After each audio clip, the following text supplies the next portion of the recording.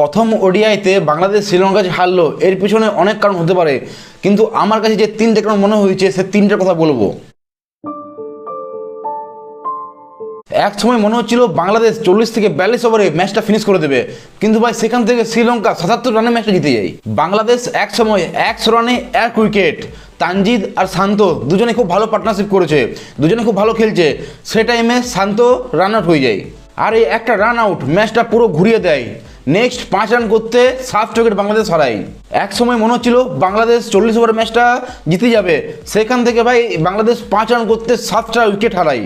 এর আগে এরকম ইন্টারন্যাশনাল ক্রিকেটে যে 5 রান করতে 7টা উইকেট হারিয়েছে এরকম কথা তো ভাই আমার অ্যাটলিস্ট মনে নেই ইন্টারন্যাশনাল ক্রিকেট ধরতে গেলে।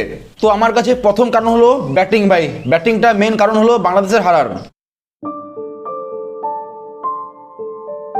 এবার বলবো ভাই শ্রীলঙ্কার ফিল্ডিং নিয়ে। ভাই শ্রীলঙ্কা এই ম্যাচে একটা অসাধারণ একটা এক্সট্রা অর্ডিনারি ফিল্ডিং করেছে। তানজিদ আর শান্ত যখন মনে হচ্ছিল ভাই পুরো সেট হয়ে গেছে, তখনই মিলন রত্নায়ক দারুণ একটা ফিল্ডিং মানে দারুণ একটা থ্রো করে আর কি কিপারের কাছে। এর ফলে শান্ত রান আউট হয়। থ্রোটা জাস্ট অসাধারণ ছিল। থ্রোটা যদি একটু 19-20 হতো ভাই রান আউটটা হতো না। মানে যে থ্রোটা করেছিল দেখে তো মনে হচ্ছিল ভাই কিপার না থাকলেও ও বলটা উইকেটে যায়, উইকেটে লাগবে গিয়ে পড়ে। থ্রোটা এত সুন্দর ছিল। থ্রোটা যদি একটু এ সাইডে ও সাইডে হতো ভাই টাইম লাগতো, আউট হতো না। কারণ শান্তর ব্যাটটা ভাই লাইনে ছিল, একদম লাইনে, না এই পারে না ওই পারে।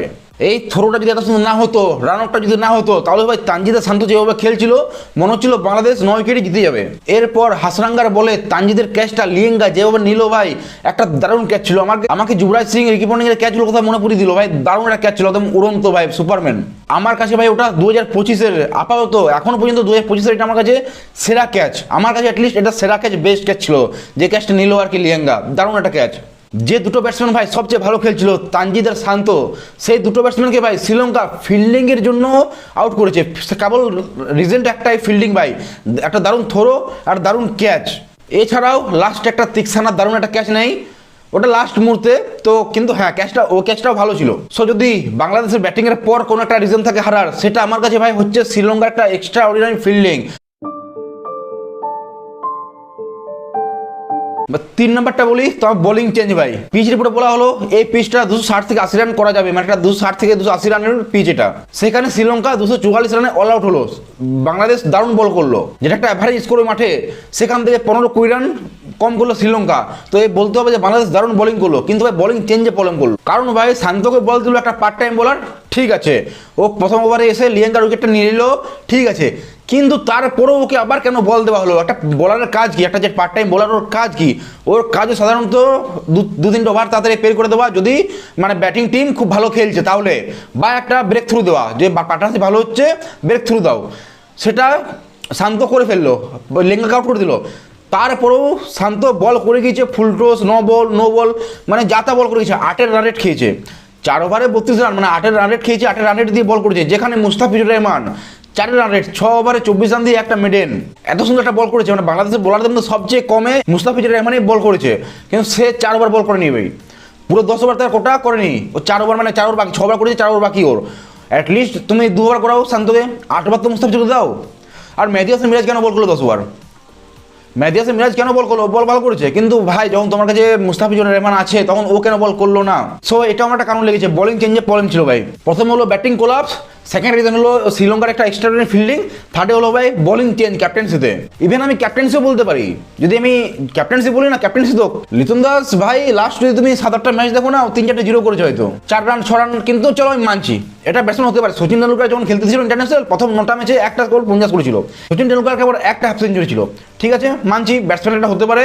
তারপর ও সচিন তেন্ডুলকার হলো, কিন্তু ভাই সবাই তার সচিন হয় না, লিটন দাস তার সচিন নয়।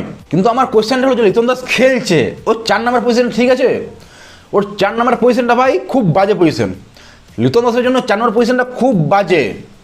ওখানে মেহেদী হাসান মিরাজ খেলাও ঠিক আছে, মেহেদী হাসান মিরাজ ওখানে ঠিক আছে, কিন্তু ভাই লিটন দাসকে আমি বলবো না, লিটন দাসকে একবারে ওপেনার করাও, ওপেনিং চান্স দাও, না হলে একবার ফিনিশারে 6-এর সাথে। কারণ একটা ওপেনার ব্যাটসম্যানের না একটা সবসময় মুড থাকে ওর যে আমি অ্যাটাক করবো। একটা ওপেনিং ব্যাটসম্যান, আর লিটন দাস স্পেশালি, লিটন দাস ওরকম মাইন্ড সেটে নিব ব্যাটসম্যান অ্যাটাক করবো। তো ওই অ্যাটাক, ওই মাইন্ড সেটে ভাই 4 নম্বর খেলা যায় না। 4 নম্বর খেলতে হলেও ভাই ওকে খেলা ধরতে হয়, ও সিঙ্গেল রান নিয়ে যেতে হয়, পার্টনারশিপ বানাতে হয় নাম্বার 4-এ যারা খেলে। তো লিটন দাসের চান্স দিচ্ছ, যদি ভাবছো লিটন দাস ভালো ব্যাটসম্যান, ওকে চান্স দেওয়া উচিত, চান্স দাও, কিন্তু ওকে ওপেনিংয়ে দাও, বা 6-7 দাও, 3-4-5 তিনেও হতে পারে, কিন্তু 4-5 ভাই কোনো মতেই চলবে না রিতম দাস। 4-5 কোনো মতেই রিতম দাস চলবে না। সবাই কেএল রাহুল হয় না যে যেখানে খেলাবে ভাই আমি খেলে নেবো। কেএল রাহুল যেমন যেখানে খেলো, ওপেনে খেলাও, 3-এ খেলাও, 4-এ খেলাও, 5-এ খেলাও, 6-এ খেলাও, 7-এ খেলাও, রাহুল খেলে নেয়, ভালো পারফর্ম করে। সবাই রাহুল হয় না, সবাই সচিনও হয় না। তো লিটন দাসের যদি তোমার খেলাবাড়ি আছে, লিটন দাস ভালো ব্যাটসম্যান, লিটন দাস খেলাও, কিন্তু ওকে 6-7 খেলাও। যাই হোক, 3টে রিজন ছিল। তাছাড়াও আমি ক্যাপ্টেন্সির কথাও বললাম যে ক্যাপ্টেন্সিটা আমার একটু লাগলো 19-20। তো সেই হিসাবে ভাই 4টে রিজন হলো মেন আমার কাছে যে হারলো বাংলাদেশ, এই 4টে রিজনের জন্য। কিন্তু স্পেশালি যে 3টে বললাম, ওই 3টে ম্যান ছিল আমার। এই 3টে রিজন ম্যান যেটার জন্য বাংলাদেশ টিম হারলো।